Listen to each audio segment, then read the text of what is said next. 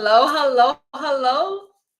Hello, everyone, and welcome back to another episode of Sipping Wealth Live, where I bring you news, tips, and tricks on how to wealth up. We are back with another episode, another topic surrounding life insurance because we want to make sure.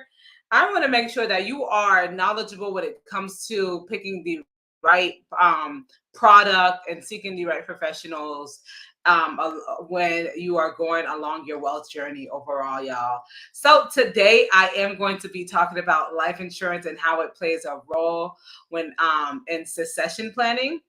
All right. So I will be going over key points as well as things to keep in mind and actually bring up when you're seeking professional assistance or some licensed individuals when you are going to actually get everything started with in regards to this. All right, y'all. So for those of you tuned in with me, make sure that you are subscribed to the Sipping Wealth channel on YouTube. All right, and hit that notification bell so that you don't miss out on any other Sipping Wealth lives. Also, make sure that you are hitting that share button, that you are as well, so that our friends, families, loved ones, all that good stuff are wealthing up with us, and they are getting this valuable information as well. All right. I do want to do a quick plug before we hop into the topic. At our annual event, the Sipping Wealth annual event called Wealthy Brunch, happening this year on December 14th. At noon at the Jesse DuPont Center. So this is an annual event dedicated to and really educating the community, but also being able to connect community members with knowledgeable licensed professionals that's going to help them get the results they need. All right, y'all. So I am going to go ahead and hop into the topic because that's why we are here today. Be sure to drop a comment in the comment section. And even if it's to say hey, or if you have any questions, whatever the case may be, go ahead, reach out to your girl. If you're shy, you could send a direct message. Go ahead and as well. Thank you. I appreciate it. She said looking good. Thank you. I appreciate the love. All right, y'all. So let me hop in. Okay. So life insurance. So if you didn't watch the live I did a few weeks ago, I spoke about the differences between permanent. There are two types of life insurance policies, and it's going to be your term or your permanent life. All right, there's two types. I did go over that. So if you are still unsure about the two different types of life insurance, go back to that live. Like I said, you could go on to the YouTube channel and check that out, where I break those two down, the benefits, what they are, the pros, cons, all that good stuff. Okay. All right. So really keep that in the back of your mind when you're, when as I go through this information regarding this succession planning for my business owners. All right. So life insurance overall provides liquidity, and it helps with a smooth transition and also helps with minimizing financial burdens in case of an owner's death or something happens to a key personnel within the organization. All right. So this is where having life insurance built into your organization is going to play a pivotal role. All right. One way of making sure that the life insurance is in the organization is through a buy and sell agreement. All right. The buy and sell agreement is generally the life insurance generally funds this buy and sell agreement. And then it allows a surviving partner to essentially purchase the deceased partner's shares without it like taking a toll on the company's operations. All right. Or, however the buy and sell agreement is structured. But generally it helps with this transitional period. If anything happens to the one of the partners of the organization, as well as if one of the partners of the organization becomes critically or terminally ill, not necessarily through like complete death, but if they're like unable to work or just unable to do the daily functions of life, then this life insurance policy is able to kick in. All right. um okay. Uh-oh. I want to make sure we are Gucci here. Okay. All right. So key persons insurance. So key persons insurance helps with making sure that if anything were to happen to a key personnel, either whether it's an employee or an owner of the company, this life insurance contract kicks in and pays the company or the owners, the remaining owners, or it helps take care of that period where the company is searching for replacement for the lost personnel.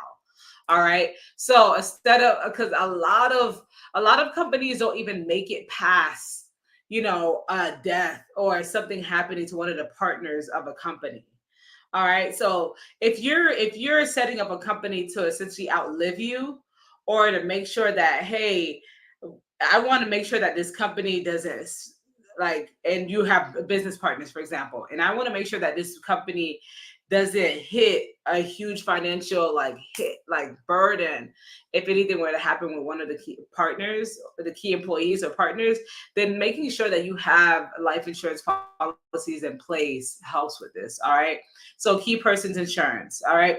So the coverage amount is generally determined by the buy sell or agreement, or whatever it that is going to be sufficient to replace that individual, or cover any expenses that the business, or losses that the business may have if they were to lose that person.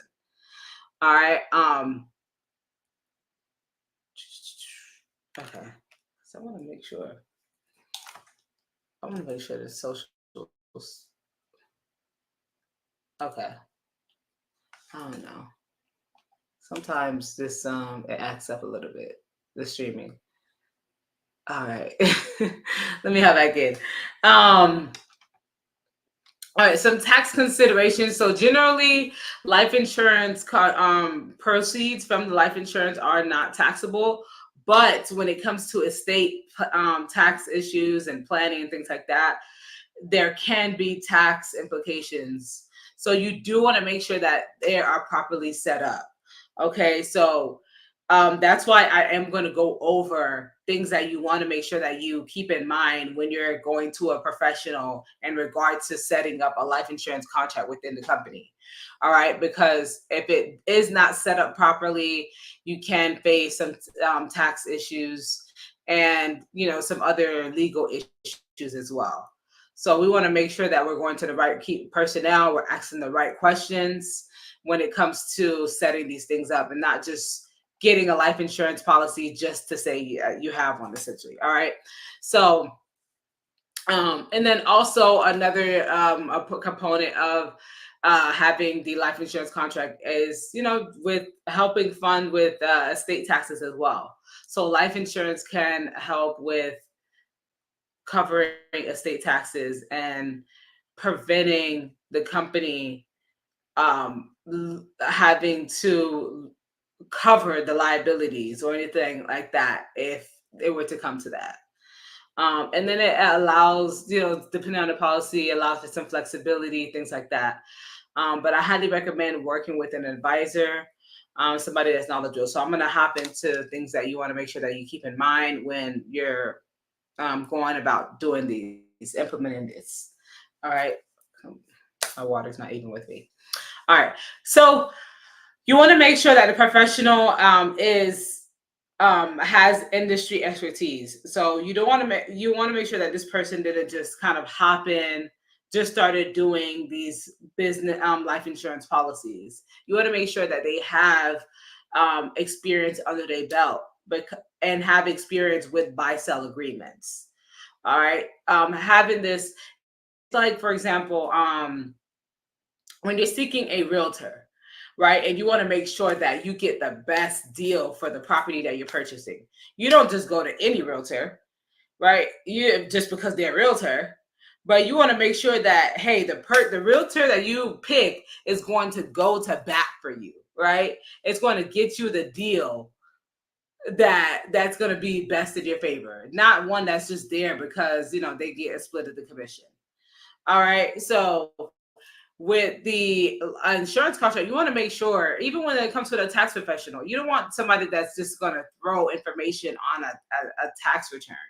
You want to make sure that they actually understand the inner workings of real estate taxation, business taxation, S corp versus C corp, partnership returns, things like that. So you want to make sure that this industry professional is actually and has some expertise that's going to help with your succession planning within your business. All right. And whether or not they have experience with businesses that are your similar size or structure as yours as well. Credentials. So make sure that these people are credentialed. All right. That's all I gotta say. Make sure that they are credentialed. Okay, please. Yes, check on their credentials. Um, and then another thing is understanding your business structure. Understand your business structure and what it consists of, and then make sure that the advisor that you go to understands it as well and has an in-depth knowledge of, hey, the S corp, partnership, LLC workings, all right, and how life insurance is going to impact it. Depending on what it is going to determine, hey, the taxation, what is it being written off as, whatever the case may be. All right. So we want to make sure that the business is properly structured, as well as, hey, does the advisor understand the entity structure as well? All right. The next is to make sure that it is tailored for what you are looking for, the outcome that you are looking for. Ultimately, with anything in business, you want to make sure that you have the end in mind. All right. So what kind of outcome are you looking for on the back end? And then go from there. Hey, you go to this advisor, you said, hey, rather than going to somebody that's like, hey, I do everything. I do this, that, and the third. Hey, come to me.